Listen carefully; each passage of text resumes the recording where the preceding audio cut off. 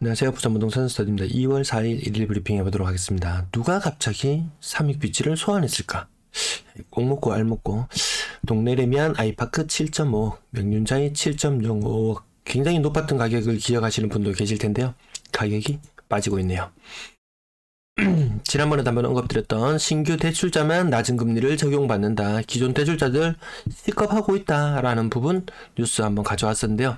금리표를 가지고 와봤어요.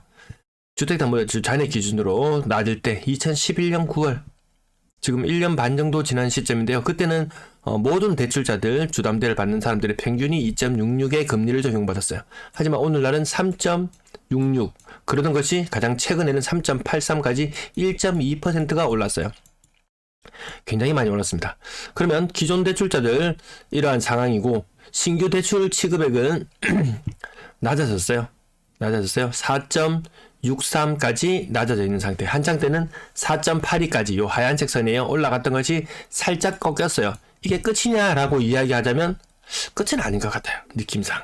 어제 미국 실업률 발표되고 이런 자료들 아마 접해보셨을 거예요. 미국도 금리 인하로 가기에는 아직 쉽지 않구나. 인상이 조금 더 남아있을 수 있겠구나. 이런 느낌. 하지만 우리 언론만 접하자면 금리 인상 끝났네. 이제 내리는 일만 남았네. 이런 생각을 가지시지만 잡아놓은 물고기들을 엄청나게 지금 후드로 패고 있다. 이런 느낌 정도. 전세자금 대출 변동금리 2년 적용을 해서 한번 해보면요. 끊임없이 치솟고 있었거든요. 요것도 아마 이번 달에는 조금 내려오긴 할 거예요. 하지만 여전히 굉장히 부담스러운 수준이라는 건 지난번에 남천자이 경쟁률 엄청난 거의 60대 1 가까운 경쟁률을 기록했지만 계약률은 37.1%에 그쳤다. 자, 그러면 이 남천자이 바로 옆에 있는 요 삼익비치를 누가 갑자기 소환해 왔을까? 저도 영상을 찍다가 보니까 이 남천비치 평당 남천자이 평당 3천만 원이 넘어서면서 가격이 12억 미쳤다 라고 이야기했는데 웬걸 삼익비치는 야 그거 지금 거의 20억은 해야 돼 라고 생각하니까 웬걸 남천자이가 굉장히 싸 보이는 역할을 합니다. 어제 댓글을 봤어요. 남천자이 오늘 선착순 계약 70%를 돌파했대요. 동일건설사가 이거 팔아먹기 위해 삼익타운, 이 시닉타운이라고 이러면 삼익타운 고분양 미끼 던진 듯이라고 이분이 소설을 써주셨어요. 아파트 이름도 이렇게 이야기 안 하고 비켜서 이야기하셨는데 이렇게 소설을 써주셨는데요. 저는 이 소설을 딱 접하는 순간 야 맞네. 나도 모르는 사이에 남천자이가 싸다고 느껴버렸네. 그전에는 비싸다고 여러 차례 말씀을 드렸는데 싸다고 느껴버렸네. 그 돈이면 서울에 웬만한 아파트 살 수 있는 돈인데 물론 부산에서 잘 나가는 사람들 비싼 아파트 비싼 동네 모여 사는 거 맞아요. 그럼 그건 그들만의 영역이지 모든 사람에게 해당되는 것은 아닌데 언론을 접하다 보면 그게 마치 나의 이야기냐 이렇게 착하게 빠져들게도 만듭니다. 저는 이 소설을 접하면서 이게 떠올랐어요. 재건축의 신. 자, 이 아파트가 이렇게 아크로 리버파크로 변해가는 과정 속에서 재건축의 신으로 등장했던 이 사람. 가장 비싼 아파트를 만들겠다. 가장 비싼 아파트를 만드는 방법은 쉬워 보이죠. 옆에 아파트 더 비싸면 우리 아파트도 가격이 같이 올라가는 그런 현상. 아마 여러분도 그 이전에도 이런 현상들 많이 보셨을 거예요. 신규 분양을 하려고 하는데 분양가가 상대적으로 조금 높게 분양을 하고 싶은데 그러면 어느샌가 보면 주변에 있는 아파트 가격들이 우후죽순 올라가기 시작해요. 그러면 분양가를 조금 높게 책정을 해도 사람들이 벌떼처럼 몰려들어서 얘를 싹 해결해 버려요. 이런 현상들 왠지 뭔가 모르게 오버랩 됩니다. 주간시 거래지수. 자, 광역시 중에서 부산이 대구와 더불어서 1위를 하고 있는 가운데 전세지수 역시 많이 빠지고 있다는 부분. 금리가 오르니까 조금 버텨내기가 힘들어요. 자, 매도 물량 오늘은 주말이라서 분양권 물량까지 취합해봤고요. 전월세 물량 그리고 거래 현황까지 살펴보시겠습니다. 매도 물량 설날 이전의 물량을 모두 회복하고 4145건 연초 물량 작년 말의 물량 이미 뛰어넘었어요. 요거 반짝 설날 때 줄어들었을 때 호들갑 떨던 사람들 다시 조용해졌죠.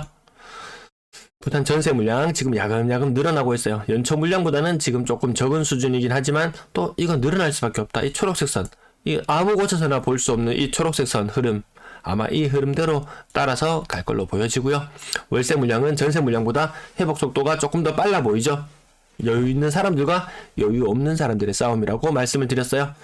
전체 임대 물량은 연초 대비 약간 감소해 있는 모습. 자, 분양권 매도 물량은 이번에도 또 감소를 했습니다. 또 감소를 했어요.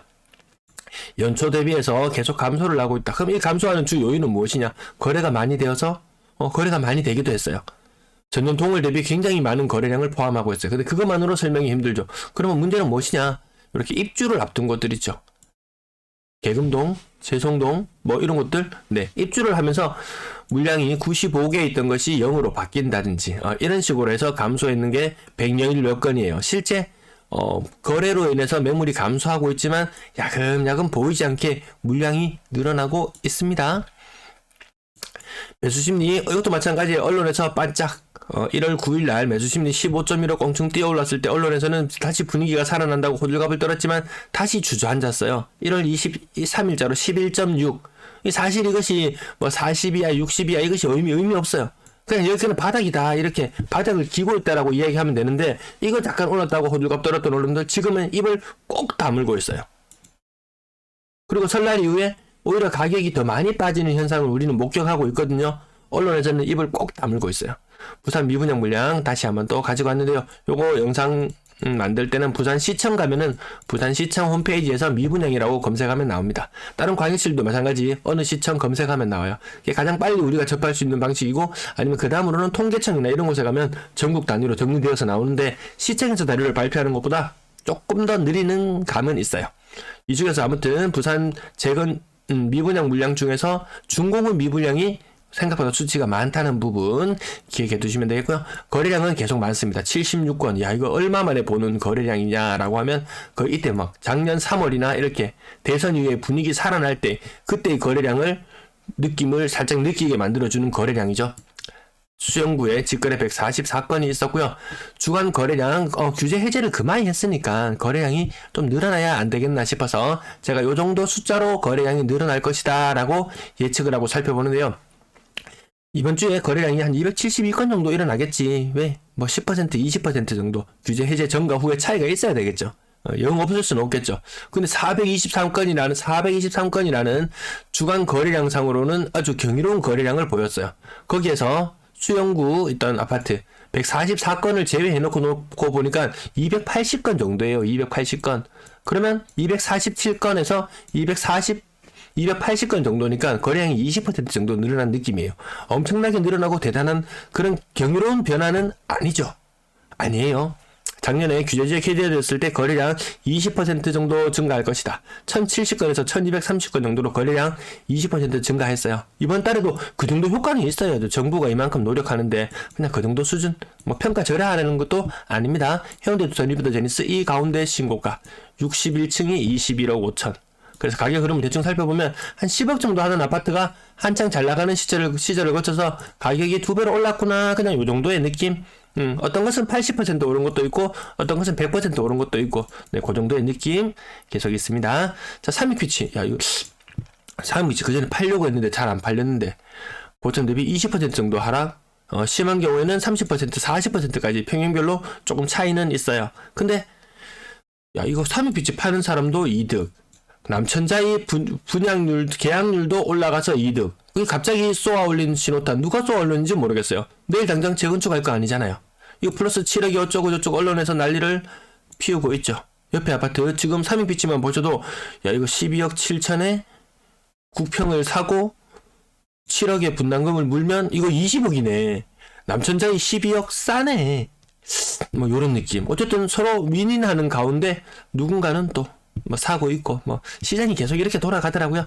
자, 큰 변화 없는 거래도 있고요. 힐스테이트 위브는 가격이 30% 정도 하락했고 동네 레미안 아이파크 정말 오랜만에 거래가 터져 나왔어요. 이게 지금 2022년도 네, 입주했는 이 아파트의 가격은 7억 5천, 뭐 프리미엄이 5억 6억 붙고 저는 그런 모습을 보고 깜짝 놀랐는데요. 깜짝 놀랐었는데 그때보다는 가격이 빠진 모습. 네, 급한 사람은 정리할 수밖에 없는 그런 상황. 대단지의 이점도 있지만 대단지에서 누군가가 신고가를 만들어내기도 용이하고 떨어질 때 신저가를 만들어내기도 용이한 그런 모습인 것 같습니다.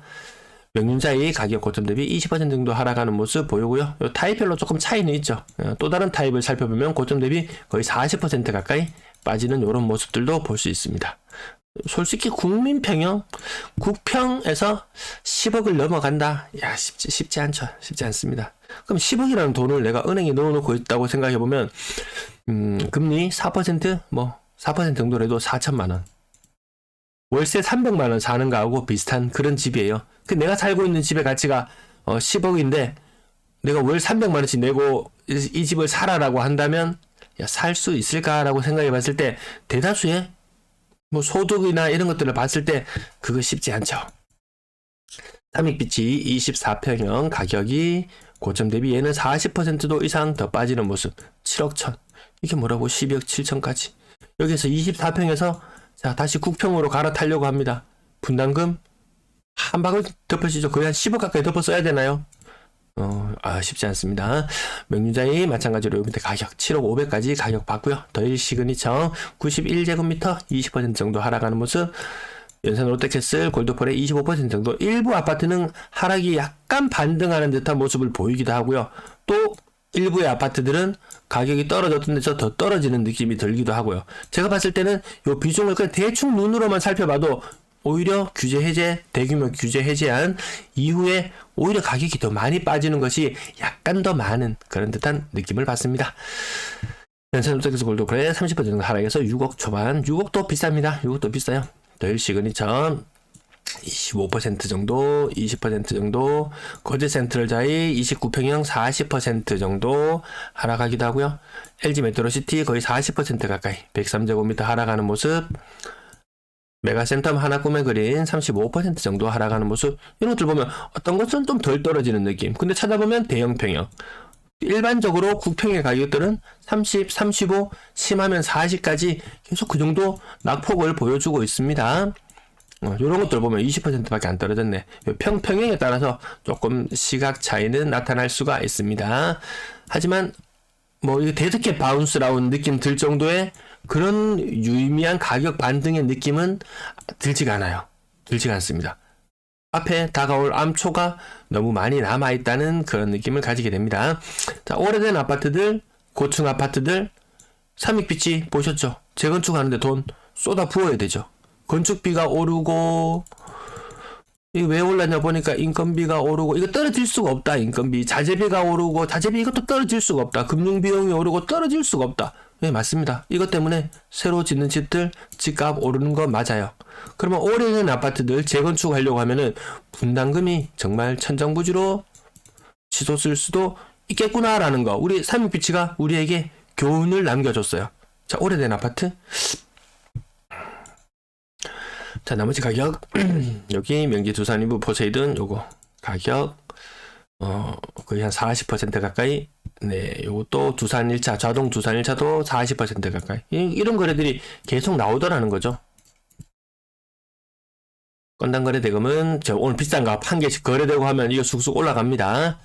작년 말부터 시작해서 계속 올라가고 있어요. 그래서 시장 분위기가 노란색 선 보시면 아시겠지만 시장 분위기가 좋아질 때도 올라가지만 시장 분위기가 썩 좋지 않을 때도 많이 비쌌던 물건을 사면서 건당 거래 대금이 올라가기도 하는구나. 저는 이게 작년 초만 해도 이게 계속 떨어질 줄만 알았거든요. 아니더라. 이 부분도 올라갈 수 있더라. 왜? 5억 이하면은 웬만하면은 디딤돌이나 이런 정책금리, 낮은 금리를 활용해서 충분히 접근할 수 있는 부분들도 있더라는 거죠.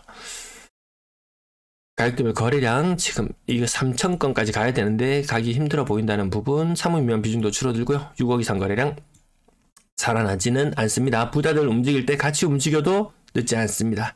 지각비 내고 함께 가도 늦지 않습니다. 분양권 거래량 11건. 올해 쪽에 보시면 아까 분양권 매물 보셨잖아요. 올해 거래량 굉장합니다. 물론 이 대다수는 힐스테이트 4가 차지하고 있긴 하지만 어쨌든 거래량 자체는 놀라울 정도로 늘어났습니다. 이 거래량이 늘어날 수 있었던 배경에는 조정대상 지역을 해제를 하면서 대출이나 이런 부분들에 대해서 조금 여유가 생긴 부분들이 있었죠. 양정자 어제도 5억 후반대 거래, 오늘도 5억 후반대 거래. 이런 것도 싸 보이는 효과가 있죠. 양정자이 맞죠? 그 삼익빛이 그게 뭐라고 딴 걸 다 싸게 만들어 버리는 효과. 누구는 이 효과만 받겠지만 저는 거기에서 재건축이 힘들어질 수 있겠구나라는 그 부분도 함께 봤습니다. 동전의 양면처럼 여러 가지를 함께 살펴볼 필요는 있을 것 같네요. 전세거래량 140건, 전세거래량 많습니다. 아직도 사랑의 힘은 유효하더라고요. 전세거래량 요 흐름들 유의미하게 데이터가 누적되면은 전달과도 비교하는 재미가 조금 더 생길 것 같습니다. 월세거래 또한 많더라고요. 이 2억씩 돌려줘야 되는 사례들 1억, 2억, 2억, 2억이 누구 집 이름인가? 어떤 사람은 대구의 사례, 오늘 대구 방송에서 한번 언급을 했는데요. 어떤 사람이 5억의 전세를 들어서 살고 있었는데 한 달에 이자 부담 초반에는 뭐 한 4억 정도 땡겼을 수 있어요. 2.5% 금리 적용하면 1년에 1,000만 원 정도 부담하면 됐어요. 부담 안 됐어요. 근데 2년을 더 갱신해서 살고 있는 상태에 지금 금리가 아까 보셨죠? 평균 금리가 5.5% 이렇잖아요. 5%만 잡아도 4억 대출에 5%면 1년에 갚아야 되는 돈이 2천만 원이에요. 호기롭게 기마이 부릴 때가 아니다. 호기롭게 기마이 부릴 때가 아니다. 이거 한 달에 얼마인가요? 100만 원? 한 달에 83만 원? 한 달에 이거면 83만 원인가요? 전기료 올랐죠? 가스료 올랐죠? 올랐는 게 너무 많아요. 물가도 굉장히 많이 올랐어요. 이제 식당 가서 밥 사 먹기도 겁나요. 아마 그렇게 느끼실 거예요. 집값 한창 오르던 시절에는 뭐 이자 좀 더 내면 어때? 이자 좀 더 내면 어때? 그거 뭐 짜장면 한번 덜 사 먹으면 되지. 짜장면 한번 덜 사 먹으면 되지. 뭐 술 한 잔 덜 마시면 되지. 라고 이야기했는데, 야, 이제 짜장면 이제 안 먹는 걸로, 집에 짜파게티로 해결하는 걸로, 술 밖에서 안 먹는 걸로, 집에서 술 먹는 걸로, 자영업자 축원합니다. 근데 그 무시무시한 걸 하나 봤는데요. 어떤 자영업자, 임대인이, 월세를 굉장히 많이 올려달라고 했는데, 이 막 칼불이 많은 그거 보고 너무 한동안 지금 트라우마에 좀 빠져 있었는데요. 쉽지 않더라. 그 부담하는 것들 쉽지 않더라. 지금 임차인 말도 못하게 괴로운 사람 많습니다. 그러면 이 임차인의 괴로운 시간이 끝나고 나면 이 사람들이 버티다 못 버티고 나가 떨어지고 나면 그 다음에는 임대인의 시간이 돌아옵니다. 앞서서 보셨죠? 1억 2억 돌려줘야 되는 돈들, 여기에 대한 부담을 이제 임대인이 지게 됩니다.